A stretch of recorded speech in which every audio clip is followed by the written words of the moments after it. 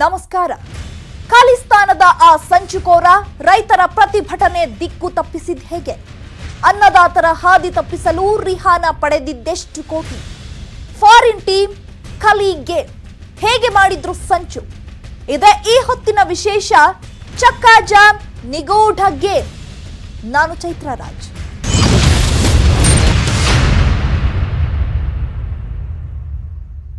ಕೇಂದ್ರ ಸರ್ಕಾರ ಜಾರಿಗೆ ತಂದಿರೋ 3 ಕೃಷಿ ಕಾಯ್ದೆಗಳನ್ನ ವಿರೋಧಿಸಿ ದೇಶಾದ್ಯಂತ ರೈತರು ರಾಷ್ಟ್ರೀಯ ಹೆದ್ದಾರಿ ತಡೆ ಬಂದ್ ನಡೆಸಿದ್ರು. ಆದ್ರೆ ಕೆಲವರು ರೈತರ ಪ್ರತಿಭಟನೆಯ ಹಾದಿಯನ್ನೇ ದಿಕ್ಕು ತಪ್ಪಿಸೋ ಕೆಲಸಕ್ಕೆ ಕೈ ಹಾಕಿದ್ದಾರೆ. ಹಾಗಾದ್ರೆ ಇಂತಹ ಸಂಚಿಗೆ ಕೈ ಹಾಕಿರೋರು ಯಾರು? ಅನ್ನದಾತರ ಹಾದಿ ತಪ್ಪಿಸಲು ಪಾಪ್ ಗಾಯಕಿ ಕೋಟಿ ಕೋಟಿ ಹಣ ಪಡೆದಿದ್ರ? ಅಷ್ಟಕ್ಕೂ ಏನಿದು ಫಾರಿನ್ ಟೀಮ್ ಖಲೀ ಗೇಮ್ ಅಂತೀರಾ? ಆ ರೋಚಕ ಸ್ಟೋರಿ ಇದೀಗ ನಿಮ್ಮ ಮುಂದೆ.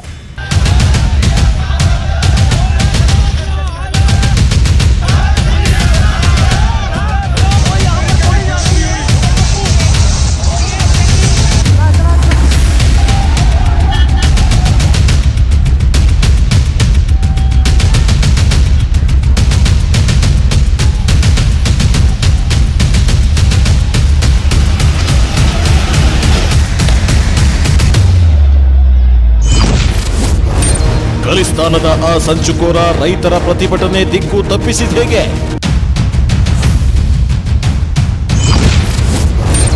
ಅನ್ನದಾತರ ಹಾದಿ ತಪ್ಪಿಸಲು ರಿಹಾನಾ ಪಡೆದಿದ್ದೆಷ್ಟು ಕೋಟಿ?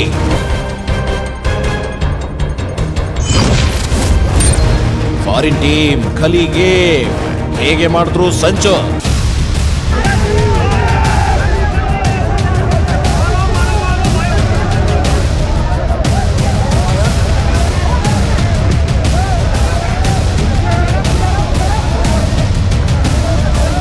ಕೇಂದ್ರ ಸರ್ಕಾರ ಜಾರಿಗೆ ತಂದಿರೋ 3 ಕೃಷಿ ಕಾಯ್ದೆಗಳನ್ನ ಹಿಂಪಡೆಯಬೇಕು ಅಂತ ಹೇಳಿ ಸುಮಾರು 71 ದಿನಗಳಿಂದ ದೆಹಲಿಯಲ್ಲಿ ರೈತರು ಪ್ರತಿಭಟನೆ ಮಾಡ್ತಿದ್ದಾರೆ.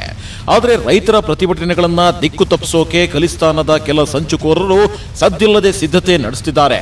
ಅಷ್ಟೇ ಅಲ್ಲ, ಇದಕ್ಕಾಗಿ ವಿದೇಶಿ ಹಣ ಬಳಕೆಯಾಗುತ್ತಿದೆ ಅನ್ನೋ ಆರೋಪಗಳು ದುತ್ತಂತ ಎದ್ದು ಕೂತಿವೆ.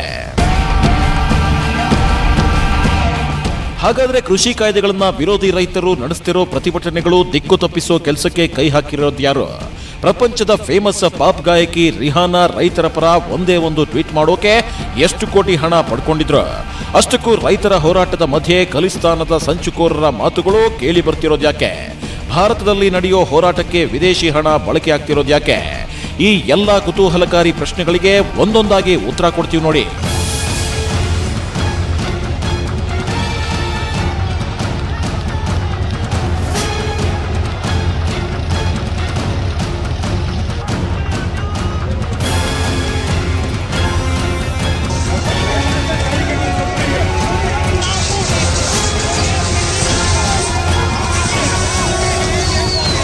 ಕೇಂದ್ರ ಸರ್ಕಾರ ಜಾರಿಗೆ ತಂದಿರೋ 3 ಕೃಷಿ ಕಾಯ್ದೆಗಳನ್ನ ಹಿಂಪಡೆಯಬೇಕು ಅಂತ ಹೇಳಿ ದಿಲ್ಲಿಯಲ್ಲಿ ರೈತರು ಕಳೆದ 71 ದಿನಗಳಿಂದ ನಿರಂತರವಾಗಿ ಪ್ರತಿಭಟನೆಗಳನ್ನ ಮಾಡ್ತಾನೆ ಇದ್ದಾರೆ. ಇದುವರೆಗೂ ರೈತರು ಮತ್ತು ಕೇಂದ್ರ ಸರ್ಕಾರ ಮಧ್ಯೆ 11 ಸುತ್ತಿನ ಮಾತುಕತೆಗಳು ನಡೆದ್ರೂ ಫಲ ಕೊಟ್ಟಿಲ್ಲ. ಹೀಗಾಗಿ ಫೆಬ್ರವರಿ 6ರಂದು ದೇಶದಾದ್ಯಂತ ಚಕ್ಕಾ ಜಾಮ್ಗೆ ರೈತ ಸಂಘಟನೆಗಳು ಕರೆ ಕೊಟ್ಟಿದ್ವು. ಅಂದ್ರೆ ಹೆದ್ದಾರಿ ತಡೆದು ಪ್ರತಿಭಟಿಸೋಕೆ ಕರೆ ಕೊಟ್ಟಿದ್ವು. ಹೀಗಾಗಿ ಕರ್ನಾಟಕದಲ್ಲೂ ಈ ಪ್ರತಿಭಟನೆಗೆ ಭಾರಿ ಬೆಂಬಲ ವ್ಯಕ್ತವಾಯಿತು.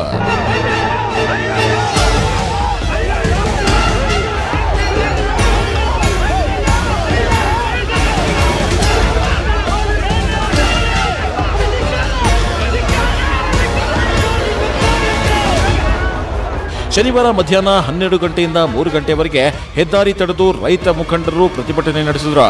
ಇದರಿಂದ ಬೆಂಗಳೂರು, ಮಂಡ್ಯ, ಮೈಸೂರಿನಲ್ಲಿ ಹೆದ್ದಾರಿಯಲ್ಲಿ ಟ್ರಾಫಿಕ್ ಜಾಮ್ ಆಗಿತ್ತು. ಈ ವೇಳೆ ಮೈಸೂರಿಗೆ ತೆರಳುತ್ತಿದ್ದ ಆಂಬ್ಯುಲೆನ್ಸ್ ಪರದಾಡಬೇಕಾಯಿತು. ಈ ವೇಳೆ ಹೆದ್ದಾರಿ ತಡೆದ ರೈತ ಮುಖಂಡ ಕುರುಬೂರು ಶಾಂತಕುಮಾರ್ ಅವರನ್ನ ವಶಕ್ಕೆ ಪಡೆಯಲಾಯಿತು. ಇತ್ತ ಬೆಂಗಳೂರಿನಲ್ಲೂ ವಾಟಾಳ್ ನಾಗರಾಜರನ್ನ ಪೊಲೀಸರು ಬಂಧಿಸಿದ್ರು. ಇತ್ತ ಕೋಲಾರ, ಚಾಮರಾಜನಗರದಲ್ಲಿ ಹೆದ್ದಾರಿಯಲ್ಲಿ ಅಡುಗೆ ಮಾಡೋ ಮೂಲಕ ವಿಭಿನ್ನವಾಗಿ ಪ್ರತಿಭಟನೆ ನಡೆಯಿತು. ಪೊಲೀಸರು ಕೆಲವೆಡೆ ಹೆದ್ದಾರಿ ತಡೆದವರನ್ನ ಬಂಧಿಸಿದ್ರು.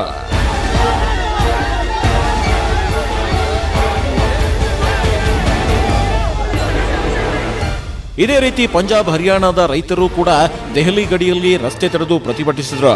ಪಂಜಾಬ್ನ ಮೊಹಾಲಿ, ಅಮೃತ್ಸರದಲ್ಲಿ ಹೆದ್ದಾರಿ ಬಂದ್ ಮಾಡಿ ಆಕ್ರೋಶ ಹೊರಹಾಕಿದ್ರು. ಇನ್ನು ಹರಿಯಾಣ ರಾಜಸ್ಥಾನ ಗಡಿಯಲ್ಲೂ ಜನರು ರಸ್ತೆ ಬಂದ್ ಮಾಡಿ ಧಿಕ್ಕಾರದ ಸುರಿಮಳೆ ಸುರಿಸಿದ್ರ. ಅಷ್ಟೇ ಅಲ್ಲ, ದೇಶದ ಉದ್ದಗಲಕ್ಕೂ ಹೆದ್ದಾರಿ ಬಂದ್ ಮಾಡೋದ್ರ ಮೂಲಕ ಆಕ್ರೋಶ ವ್ಯಕ್ತಪಡಿಸಿದ್ರು.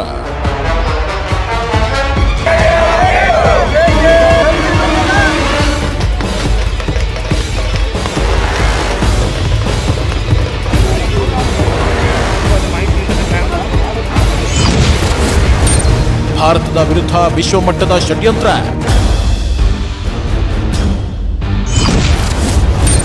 ರೈತರ ಪರ ಪಾಪ್ ಗಾಯಕಿ ರಿಹಾನಾ ಟ್ವೀಟ್.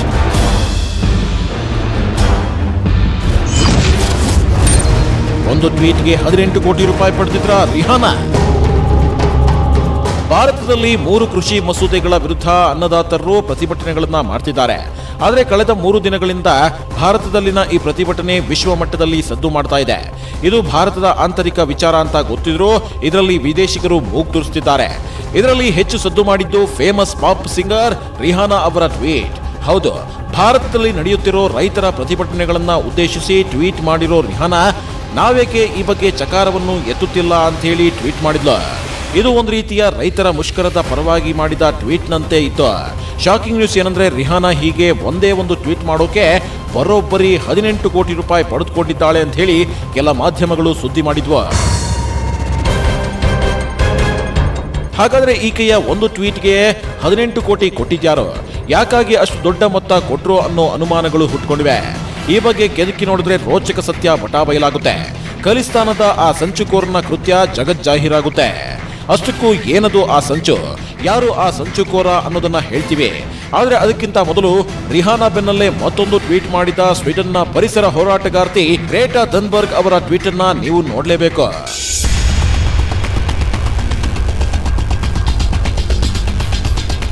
ಗ್ರೇಟಾ ಥನ್ಬರ್ಗ್ ಭಾರತದ ರೈತ ಪ್ರತಿಭಟನಾಕಾರರ ಪರವಷ್ಟೇ ಟ್ವೀಟ್ ಮಾಡಿರಲಿಲ್ಲ. ಈ ಟ್ವೀಟ್ ಜೊತೆ ಟೂಲ್ ಕಿಟ್ ಅನ್ನು ಪೋಸ್ಟ್ ಮಾಡಿದ್ರು. ಟೂಲ್ ಕಿಟ್ ಅಂದ್ರೆ ರೈತ ಪರ ಹೋರಾಟದ ರೂಪುರೇಷೆ ದಾಖಲೆ ಅಂತ ಅರ್ಥ.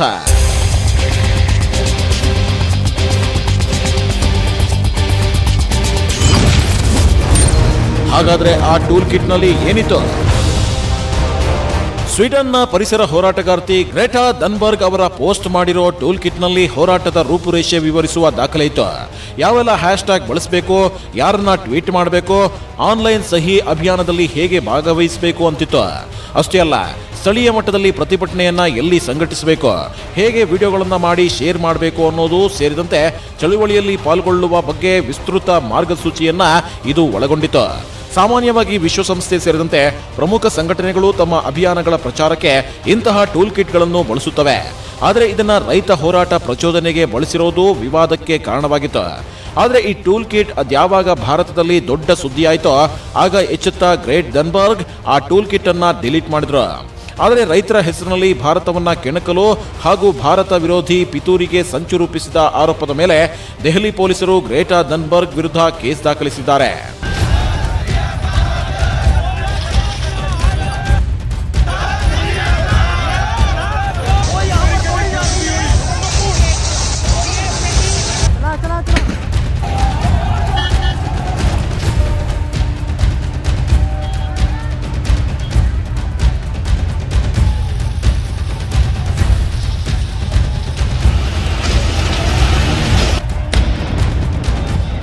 ಮತ್ತೊಂದು ಶಾಕಿಂಗ್ ನ್ಯೂಸ್ ಏನಂದ್ರೆ, ಗ್ರೇಟಾ ಥನ್ಬರ್ಗ್ ಅವರ ಟೂಲ್ ಕಿಟ್ ನಲ್ಲಿ ಮತ್ತೊಂದು ಅಂಶ ಹೈಲೈಟ್ ಆಗಿತ್ತು. ಅದೇನೆಂದ್ರೆ, ಜನವರಿ 26ರಂದು ನಡೆದ ಟ್ರ್ಯಾಕ್ಟರ್ ರ್ಯಾಲಿ ಪ್ರತಿಭಟನೆ ಕಾರ್ಯಗತಗೊಳಿಸಿದಂತೆ ಫೆಬ್ರವರಿ 13-14ರಂದು ಮತ್ತೊಂದು ಸುತ್ತಿನ ಹಿಂಸಾತ್ಮಕ ಹೋರಾಟಕ್ಕೆ ದಿನಾಂಕ ನಿಗದಿಪಡಿಸಲಾಗಿತ್ತು. ಭಾರತೀಯ ರಾಯಭಾರ ಕಚೇರಿಗಳು, ಮಾಧ್ಯಮ ಸಂಸ್ಥೆಗಳು ಮತ್ತು ಸ್ಥಳೀಯ ಸರ್ಕಾರಿ ಕಚೇರಿಗಳ ಬಳಿ ಪ್ರತಿಭಟನೆಗೆ ಸೂಚನೆ ನೀಡಲಾಗಿತ್ತು. ಇದೆಲ್ಲವನ್ನ ನೋಡಿದ್ರೆ ರೈತರ ಪರವಾಗಿ ಅಂತಾರಾಷ್ಟ್ರೀಯ ಮಟ್ಟದಲ್ಲಿ ಆಂದೋಲನ ನಡೆಸಲು ದೊಡ್ಡ ಹುನ್ನಾರವೇ ನಡೆದಿದೆ ಅನ್ನೋ ಆರೋಪಗಳು ಕೇಳಿ ಬರುತ್ತಿವೆ. ಹೀಗಾಗಿ ವಿಷಯವನ್ನ ಸೀರಿಯಸ್ ಆಗಿ ತೆಗೆದುಕೊಂಡ ದಿಲ್ಲಿ ಪೊಲೀಸರು ಟೂಲ್ ಕಿಟ್ ರೆಡಿ ಮಾಡಿದ್ದು ಯಾರು, ಗ್ರೇಟಾ ಥನ್ಬರ್ಗ್ ಇಂಥ ಟೂಲ್ ಕಿಟ್ ಅನ್ನ ಯಾಕೆ ಅಪ್ಲೋಡ್ ಮಾಡಿದ್ರು ಅಂತ ಕೆದಕಿ ನೋಡಿದಾಗ ಓರ್ವ ಅನಾಮಧೇಯನ ಹೆಸರು ಬೆಳಕಿಗೆ ಬರುತ್ತೆ.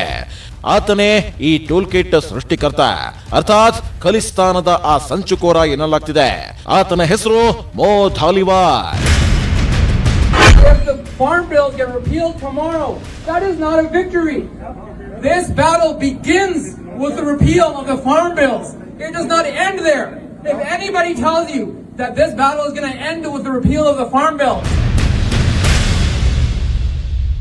ಹಾಗಾದ್ರೆ ಯಾರು ಈ ಮೋ ಧಾಲಿವಾಲ್? ಸ್ವೀಡನ್ನ ಗ್ರೆಟಾ ಥನ್ಬರ್ಗ್ ಟ್ವಿಟರ್ನಲ್ಲಿ ಹಂಚಿಕೊಂಡಿದ್ದ ಟೂಲ್ ಕಿಟ್ ಅನ್ನ ಯಾಕೆ ಸೃಷ್ಟಿ ಮಾಡ್ದ?